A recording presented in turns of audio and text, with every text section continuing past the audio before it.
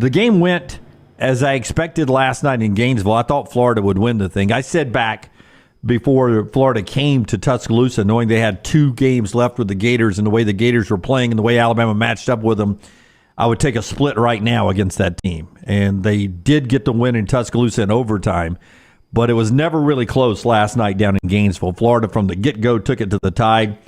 And I'm not going to put that as one of their worst performances of the year, but it's in the conversation as far as game management and the way I don't think they played their game last night. Well, I mean, look, you give up 105 points in 40 minutes. That's a problem. And it's second most Alabama's giving up all year. And what's disturbing is we've known this defense isn't really good. And the 117 they gave up to Kentucky was what, 10 days ago? Yeah. So, you've had a bad couple of weeks when Nate Oates called this team out. And I just don't know, again, if they're hitting their threes. I mean, that's the magic number is when they go 40% behind the arc. Alabama is a really good basketball team, but 5 of 23, they're shooting their ways out of games the last couple of contests. They're playing awful defense right now. I just don't know how deep you've got this team going. Yeah, and the question becomes, LT, is when you started to emphasize we got to get better defensively, did that break your offense? Because if you go back to second half against Tennessee, and I've seen the number floating around, but it was somewhere in the midway point, they hit their last three-pointer and then missed a bunch of them to end that game and blew their lead against Tennessee. And then they didn't get their first three-pointer last night until seconds left in the first half. They almost went an entire game time or a game and a whole half and another half of a half of game time of not hitting one single three-pointer. And now they only put up 23 threes last night. And they only hit 5 of them. Wrightsell back at least getting some minutes, 8 minutes last night. He only took the 1 3. He missed it. Cosby is a guy that we've seen is a really confident kid. He misses both of his attempts last night. Grant Nelson misses all 3 of his. Rylan Griffin, who I'm sure we'll get to the injury here in a little bit, 1 of 3 behind the arc. Aaron Estrada, 0 of 3. They just couldn't hit it. Yeah. And, when you've got that many guys that are capable scorers, it really is strange when you get back-to-back games where you're missing this many threes. You understand from 1 or 2 guys that are struggling. But when you've got the collection of guys, I mean, outside of Mark Sears is that consistent go-to scorer. But you don't want him scoring 33 points. Oh, but honest to goodness, didn't it feel like most of his points came in garbage time last night? It did. Yeah, I don't want to say that because 33 is 33, but what do you have at the half? Was it like 4? Yeah, I don't know what he had at half. But, I mean, he was still efficient. 20 shots, 33 points. He was, but it seemed like a lot of that was when Alabama was double-digit and more down. And I don't know, it just felt like garbage points last night for Mark Sears because it didn't seem like Alabama was competitive. I mean, that was the most Florida has scored in the SEC this year. Well, and they shot almost a half a hundy of free throws and hit almost all of them.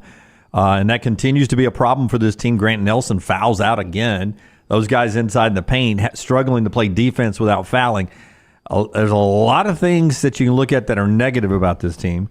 The positive is you're trending towards a 4 or 5 seed. They're still the last 4 seed, Lenardi last night. But the team looks tired. And they look tired. And Nate Oates was asked about that after the game last night. Here's the Bama coach. Where does this team stand just from a fatigue standpoint, coming off of a tough 4 or 5 game stretch? Where does the team stand, and how do you kind of rebound from that as you approach tournament play? It looked like we were tired tonight, to be honest with you, so we've got to do a better job. We're off tomorrow. They need to get rested, get in with the trainer, get a bunch of treatment, make sure we're not going too hard Thursday, Friday, get their bodies, minds fresh, ready to play Saturday, and then get ready to try to make a run in Nashville. Okay, shouldn't be tired. Well, I mean, Saturday was for the SEC championship, basically, and you lose that game, and it's a quick turn road game at Florida. When you got to mentally handle not being in control of the SEC anymore, and now you come and play Tennessee, and if you're trying and struggling defensively, you're having to put more effort out at the other end. That can weigh on you a little bit, both mentally and physically. I get it, but Florida is coming off a loss on Saturday, and Florida is still playing for seeding in Nashville, and boy, they showed up. So I don't want to hear a bunch of 19, 20-year-olds when you've got the depth of Alabama that we're tired. Yeah. I think that's a pathetic excuse. Well, some of it, I don't think is physical being tired. I think some of it is mentally being tired when you continue to try to do something that you're not good at, and that's the defensive side. I think that can start wearing on you mentally that we've got to get better down on this end of the floor, and we're not good at doing that. And now it's starting to really impact everything else we're doing.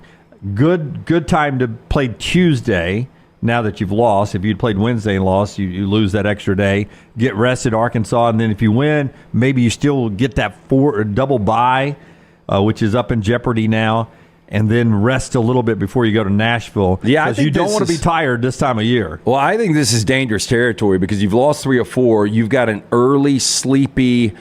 You'll have a hungry Arkansas team in just coming to wreck whatever they can. You're going to be a significant favorite in that game. But if you lose that game, you've lost 4 or 5 heading to Nashville. There's a chance. I don't think it'll happen because I think Alabama will beat Arkansas. But if Alabama loses to Arkansas, there is a chance they go into Nashville unranked. Oh, yeah. I mean, they may be unranked just after losing. Yeah, I don't think so because what were they, 16th yesterday? 16th, but Florida was right on the outside. Yeah, so they're probably in the 20s right now. But if they were to lose to Arkansas and you've lost 4 or 5 going into the rankings next week, and look, that plays significantly when you start to look at seeding for the NCAA tournament. I still look at that Ken Pom or the net, and that AP voting is a lot of people like me that don't always know what's going on. But losing 4 or 5 is pretty obvious. Yeah, and more importantly, and this is the stat that you guys who are watching us right now, there are some stats that mean nothing. I think there are some stats that mean a little bit more.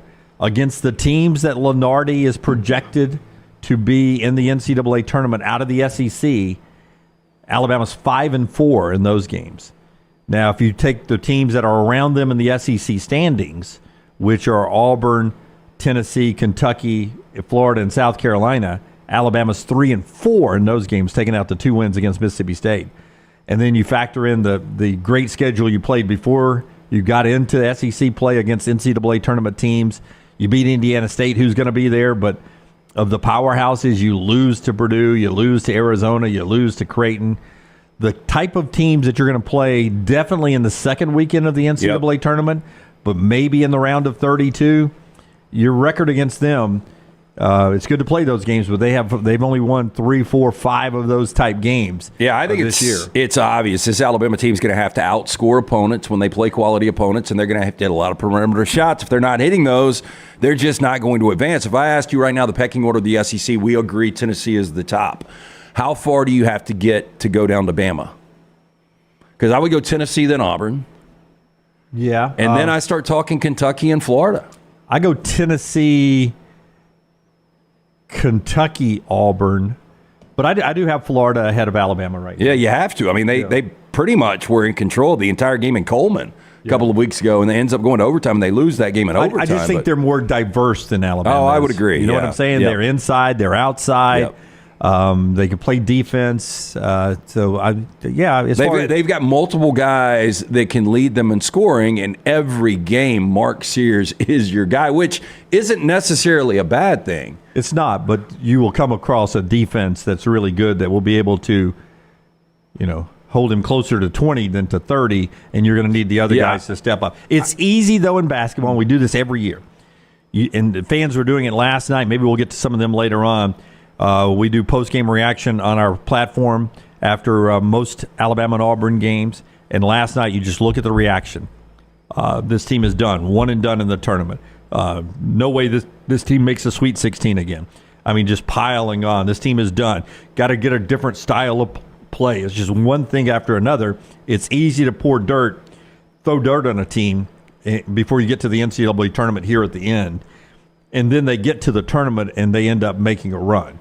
And you got to give me that the way this team scores, there is still a chance that this team can go Sweet 16 or even further because they can score the basketball when they get back right. Yeah, look, again, if they're hitting 40% plus behind the arc, I think they've got a chance to advance. Outside of that, I mean, I don't see it. And again, if you're stacking up the SEC, I think they're the 5th best team right now in the SEC. It's a really good league, 2nd best league in basketball right now. But where Alabama was a couple of weeks ago to where they are right now, and when we started talking about, hey, this stretch run, they are going to be playing some really difficult teams, I didn't see the bottom falling out this bad.